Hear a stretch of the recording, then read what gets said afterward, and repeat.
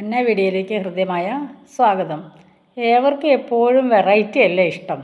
എല്ലാ കാര്യത്തിലും വെറൈറ്റിയാണ് നമ്മൾ ആഗ്രഹിക്കുന്നത് അല്ലേ.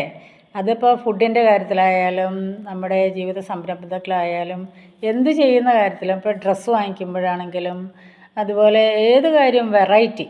അപ്പോൾ ഞാൻ വിചാരിച്ചൊരു വെറൈറ്റി ആയിക്കോട്ടെ ഇന്നത്തെ ഡിന്നറെന്ന്. നല്ല വെള്ളയപ്പം ചുട്ട് വെച്ചിട്ടുണ്ട്. അതിന് പിടിച്ചത് മിസ്റ്റർ താറാവിനെയാണ്.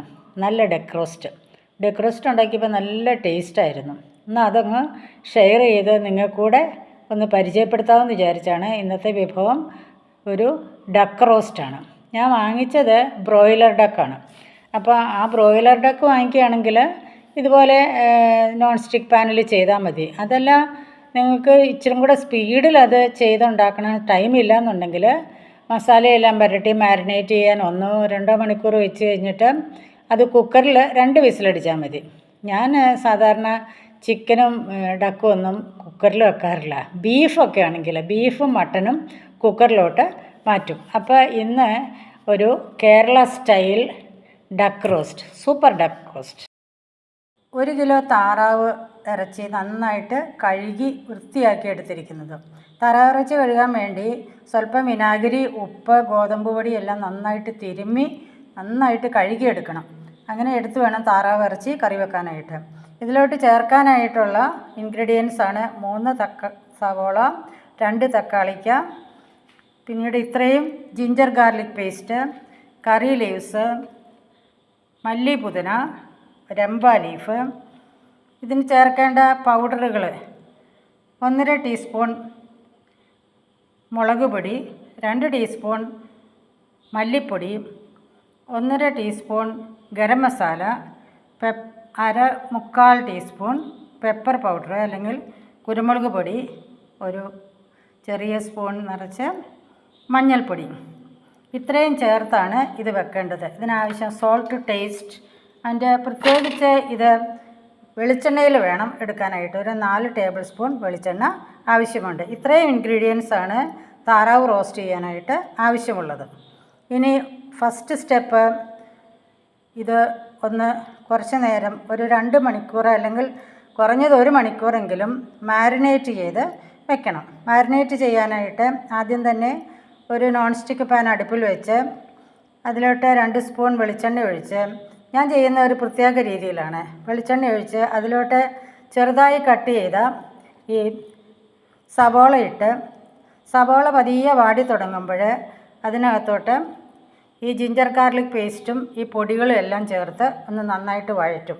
ആ കൂടെ തന്നെ ഈ തക്കാളിക്കായും കൂടെ ഇട്ട് ഒന്ന് വഴറ്റി സ്വല്പം ഉപ്പും ഇട്ട്, പിന്നീട് ഈ ഇറച്ചി, താറാവ് ഇറച്ചി അതിനകത്തോട്ട് ചേർത്ത് ഇറക്കി വെച്ച് നന്നായിട്ട് തിരുമ്മി ഒരു 1-2 മണിക്കൂർ നേരം അത് മാരിനേറ്റ് ചെയ്ത് വെച്ചിരിക്കും.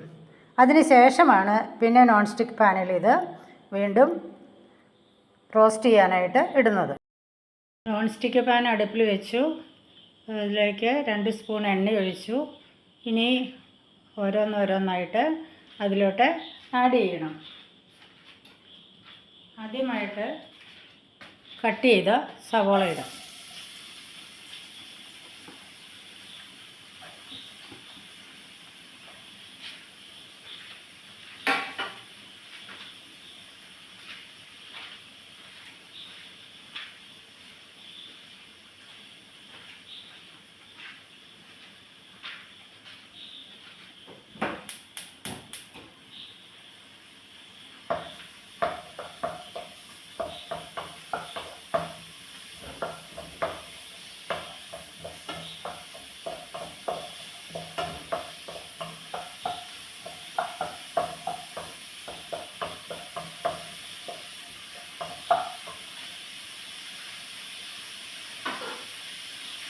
സവാള ഒന്ന് ചൂടായി കഴിഞ്ഞിട്ട് അടുത്തതായിട്ട് ടൊമാറ്റോസ് കട്ട് ചെയ്തത് ഇടാം.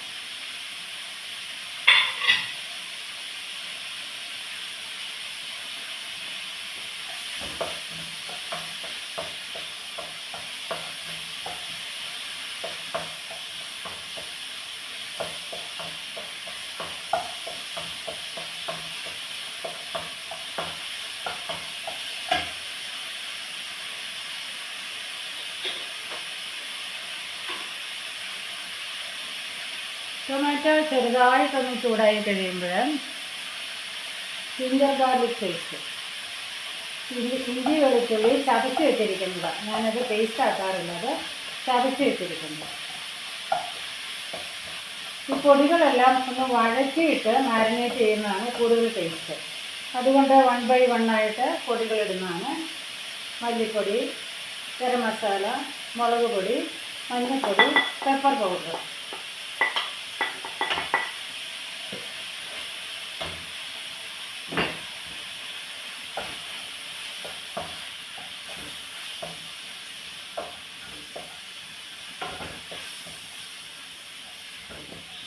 സവോള, ജിഞ്ചർ ഗാർലിക് പേസ്റ്റ്, എല്ലാ പൗഡറും ഈ എണ്ണയ്ക്കകത്തൊന്ന് കിടന്ന് വഴന്ന് കഴിയുമ്പോൾ അതിൻ്റെ കുത്തലൊക്കെ പോകും, കൂടുതൽ ടേസ്റ്റും കിട്ടും.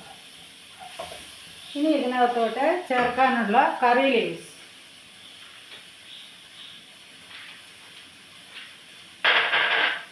ഇത്രയും കറി ലീവ്സ്.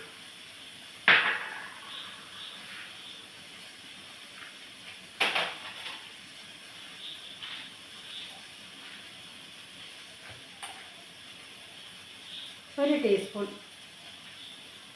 ഉപ്പ് പൊടി,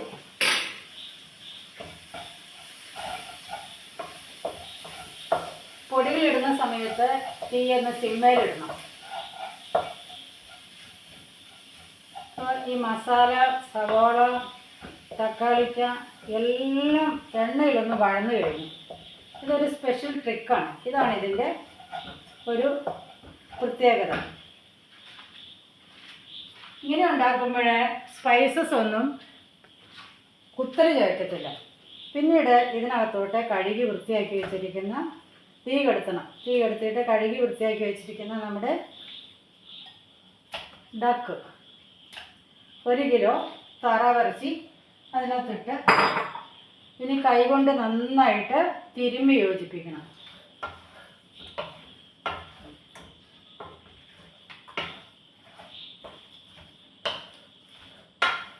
തിരുമ്മി യോജിപ്പിച്ചതിന് ശേഷം ഒരു 2 മണിക്കൂറെങ്കിലും റെസ്റ്റ് ചെയ്യാൻ വെക്കണം. എല്ലാ മസാലകളും ചേർത്ത് 2 മണിക്കൂർ മാരിനേറ്റ് ചെയ്ത് കഴിഞ്ഞു. കേട്ടോ, അതിൻ്റെ മുകളിൽ മുറിച്ച് വെച്ചിരിക്കുന്നത് രംബ ലീഫാണ്. ഇനി അത് കുക്ക് ചെയ്യാം. കുക്ക് ചെയ്ത് തീരാറാകുമ്പം വേണം സവോളയെല്ലാം നന്നായിട്ട് ഫ്രൈ ചെയ്ത് മല്ലി പുതിന ലീഫൊക്കെ ചേർത്ത് ടോപ്പ് ചെയ്യാം. ഇപ്പാണ് റോസ്റ്റ് ചെയ്യാനുള്ള ഒരു 1.5 സവോള തീരെ ചെറുതായിട്ട് കട്ട് ചെയ്ത് കറിവേപ്പിലയും കുറച്ച് മിൻറ്റ് ലീഫും ചേർത്ത് നമ്മളൊന്ന് നന്നായിട്ട് ബ്രൗൺ ചെയ്യാൻ പോവുക. അപ്പോൾ അത് എയർ ഫ്രയറിനകത്താകുമ്പോൾ ഇച്ചിരി കൂടെ ഹെൽത്തി ആയിരിക്കുമല്ലോ, അതുകൊണ്ട് എയർ ഫ്രയറിനകത്ത് അത് ഫ്രൈ ചെയ്യാൻ പോകും. എയർ ഫ്രയർ 180 ഡിഗ്രി സെൻറ്റിഗ്രേഡിൽ ഒരു 10 മിനിറ്റ് സവാള ഫ്രൈ ചെയ്യാനായിട്ട് വെച്ചിരിക്കുകയാണ്. മിനിറ്റ് കഴിഞ്ഞപ്പോൾ നല്ല ക്രിസ്പി ആയില്ല. പിന്നീട് ഒരു 4 മിനിറ്റും കൂടി ഇട്ടപ്പോൾ കണ്ടോ നല്ല കിളി നല്ല ക്രിസ്പി ആയിട്ട്, നല്ല സോഫ്റ്റ് ആൻഡ് ക്രിസ്പി ആയിട്ട് കിട്ടിയിട്ടുണ്ട്. അപ്പോൾ മൈക്രോവേവിനകത്ത് വെച്ചാലും ഇതുപോലെ തന്നെ ആകാം. അതല്ലെങ്കിൽ നമുക്ക് എണ്ണയിൽ വഴറ്റണ്ട എന്നോർത്തുകൊണ്ടാണ് മൈക്രോവേവ് ചെയ്താലും ഇതുപോലെ നല്ല ക്രിസ്പി ആയിട്ട് സവോള വഴറ്റിയെടുക്കാം. അതല്ലെങ്കിൽ എയർ ഫ്രയറിനകത്ത് 14 മിനിറ്റ് വെച്ചു, 10 മിനിറ്റ് കൊണ്ടായില്ല. അപ്പോൾ എയർ ഫ്രയറിൽ 14 മിനിറ്റോ അല്ലെങ്കിൽ മൈക്രോവേവിൽ 5 മിനിറ്റോ വെച്ചാൽ ഇത് ക്രിസ്പി ആയിട്ട് നമുക്ക് റോസ്റ്റ് ചെയ്യാനായിട്ട് സവോള വഴറ്റിയെടുക്കാം. എയർ ഫ്രൈ ചെയ്തെടുത്ത സവോളയും കറി ലീഫും ഇതുപോലെ ഒരു പാത്രത്തിലാക്കി അടച്ചു വെച്ചാൽ എപ്പോൾ വേണമെങ്കിലും ആവശ്യത്തിന് എടുക്കാം. ഇതൊരു ടിപ്പാണ്. അപ്പോൾ നിങ്ങൾക്ക് സമയവും സാവകാശമൊക്കെ ഉള്ള സമയത്ത് കുറച്ച് സവോള ഇതുപോലെ കട്ട് ചെയ്ത് അതിനാവശ്യമുള്ള ഇൻഗ്രീഡിയൻസ് എന്തെങ്കിലും പ്രത്യേകിച്ച് വേണമെങ്കിൽ ചേർത്ത് എയർ ഫ്രൈ ഒരു 13-14 മിനിറ്റ് ആകുമ്പോൾ ഇതേ കളറിൽ കിട്ടും. ഇത് അടച്ചു വെച്ചാൽ നല്ല ക്രിസ്പി ആയിട്ട് ഫ്രീസറിൽ വെച്ചാൽ മതി. സിപ്ലോക്ക് ബാഗിൽ വെച്ചാലും ക്രിസ്പി ആയിട്ടിരുന്നോളൂ. മാരിനേറ്റ് ചെയ്തതിന് ശേഷം മാരിനേറ്റ് ചെയ്ത നമ്മുടെ ഈ താറാവിൻ്റെ മിക്സ് അതേ പാത്രത്തിൽ തന്നെ എൻ്റെ ഗ്രീൻ ഷെഫിൻ്റെ ഇൻഡക്ഷൻ കുക്കർ ഉണ്ടല്ലോ, ഇൻഫ്രാറെഡ് ഇൻഡക്ഷൻ കുക്കർ, അതിനകത്ത് കുക്ക് ചെയ്യാനായിട്ട് വെച്ചിരിക്കുകയാണ്. ഇതിനകത്ത് പ്രത്യേകിച്ച് വെള്ളമൊന്നും ഒഴിക്കേണ്ട ആവശ്യമില്ല. കാരണം നമ്മളൊരു 10 മിനിറ്റ് ഇടവിട്ട് ഇതൊന്ന് ഇളക്കിക്കൊണ്ടിരിക്കണം. കാരണം അതിൽ നിന്ന് ഊറി വരുന്ന വെള്ളത്തിൽ തന്നെ റോസ്റ്റ് ആവുന്നതാണ് ഏറ്റവും രുചി. അങ്ങനെ അത് നന്നായിട്ട് വെന്ത് പെരണ്ട് വരും. അപ്പം നല്ല ടേസ്റ്റായിരിക്കും. അതിന് ശേഷം വഴറ്റി വെച്ചിരിക്കുന്ന, അതായത് നമ്മൾ എയർ ഫ്രയറിനകത്ത് സവോള ഫ്രൈ ചെയ്ത് വെച്ചിട്ടുണ്ടല്ലോ, അതും സ്വല്പം ഗരം മസാല അല്ലെങ്കിൽ ഏതെങ്കിലും ടേസ്റ്റ് പ്രത്യേകിച്ച് ഇഷ്ടമുണ്ടെങ്കിൽ അത് ചേർത്ത് ടോപ്പ് ചെയ്യാം. ഞാൻ ഗരം മസാല ചേർത്താണ്. ചിലപ്പം പെരുംജീരകം കൂടെ പൊടിച്ചത് ചേർത്ത് ടോപ്പ് ചെയ്താൽ നല്ല ടേസ്റ്റായിരിക്കും. ആ കൂട്ടത്തിൽ തന്നെ കുറച്ച് മല്ലിയിലയും പുതിന ഇലയും കൂടെ ഇട്ട് ഇറക്കണം. താറാവ് റോസ്റ്റ് ഇതാ വെന്തുകൊണ്ടിരിക്കുന്നു. അതിനാവശ്യത്തിനുള്ള വെള്ളം അല്ലെങ്കിൽ സിറപ്പ് അല്ലെങ്കിൽ അതിൻ്റെ മസാലയുടെ ആ കൊഴുപ്പ് ഇറങ്ങി അതിനകത്തുനിന്ന് തന്നെ വെന്തോളും. ഒട്ടും വെള്ളം ചേർക്കേണ്ട ആവശ്യമില്ല. വെള്ളം ചേർക്കുമ്പോൾ അതിൻ്റെ രുചി കുറയും. ഇടയ്ക്കിടയ്ക്ക് ഇളക്കിക്കൊണ്ടിരുന്നാൽ മതി. ഒരു 30 മിനിറ്റെങ്കിലും ചെറിയ തീയിൽ നിന്ന് വേകുന്നതാണ് ഏറ്റവും നല്ലത്. അപ്പോൾ നല്ല സോഫ്റ്റ് ആയിരിക്കും. വലിയ തീയിലും കുക്കറിൽ വയ്ക്കുന്നതിനേക്കാളും ടേസ്റ്റാണ് ഇതുപോലെ സോസ് പാനിനകത്ത് ചെറിയ തീയിൽ അടച്ചു വെച്ച് വേവിക്കാം. നിങ്ങൾ ശ്രദ്ധിച്ചോന്നറിയില്ല, 650 ഡിഗ്രിയിലാണ് ഞാൻ ഇതിൻ്റെ കുക്കിംഗ് തുടങ്ങിയത്. ഇപ്പോൾ ഒരു 15 മിനിറ്റ് ആയപ്പോഴത് 300 ഡിഗ്രിയിലോട്ട് കുറച്ചു. ഇനി ഇച്ചിരി സ്ലോ ആയിട്ട് കുക്ക് ചെയ്യാം. ഇടയ്ക്കിടയ്ക്കൊന്ന് ഇളക്കിക്കൊണ്ടിരുന്നാൽ മതി. ഇനി ഒരു 10 മിനിറ്റും കൂടെ ഇതേ സമയം വരെ കുക്ക് ചെയ്താൽ നല്ല സോഫ്റ്റായിട്ട് വെന്ത് കിട്ടും. അത് കഴിഞ്ഞ് നമുക്ക് ഇത് നല്ല വറുത്ത സവോള ചേർത്ത് ടോപ്പ് ചെയ്യും. 1 കിലോ ഡക്ക് റോസ്റ്റ് ചെയ്തപ്പോൾ ഇത്രയും ഡക്ക് റോസ്റ്റ് കിട്ടി. നല്ല ടേസ്റ്റാണ്, നല്ല മണമുണ്ട് ഇതിന്. ഇപ്പോൾ നമ്മൾ വഴറ്റി വെച്ചിരുന്ന സവോള, പുതിനയില, മല്ലിയില എല്ലാം ചേർത്ത് ടോപ്പ് ചെയ്ത് ഇനി അപ്പത്തിൻ്റെ കൂടെ, ഇടിയപ്പത്തിൻ്റെ കൂടെ, ചപ്പാത്തിയുടെ കൂടെ, നാനിൻ്റെ കൂടെ, ബ്രെഡിൻ്റെ കൂടെ എല്ലാം കഴിക്കാൻ നല്ല ഡക്ക് റോസ്റ്റ് റെഡി. നല്ല സോഫ്റ്റ് വെള്ളയപ്പത്തിൻ്റെ കൂടെ ഡക്ക് റോസ്റ്റ് ചേർത്ത് കഴിക്കാം.